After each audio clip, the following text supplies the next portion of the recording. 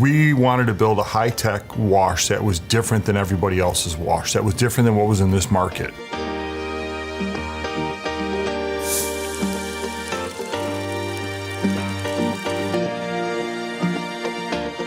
I started talking with Dan and the folks at STI, and we started talking about the widths of belts.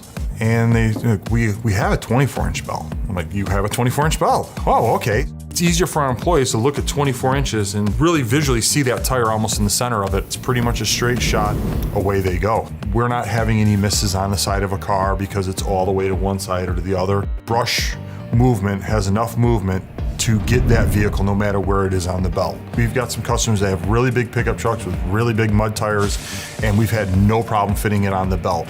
So for me, it's a no-brainer.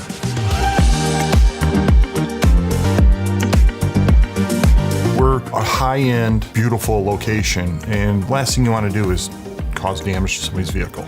We looked at a safety level, minimized or eliminated chances of damage to wheels and tires. It's something that was safer for our employees, safer for a customer, more comfortable for a customer to get on and off that belt.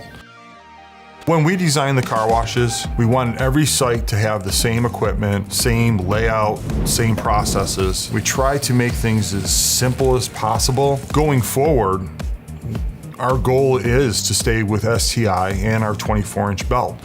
We now know it after 2 sites and hundreds of thousands of cars that it's proven out, performed the way we've been told it would perform, it's done what we've asked, they've given the support we needed, and we've not seen any reason with any vehicle to have to switch to a wider belt.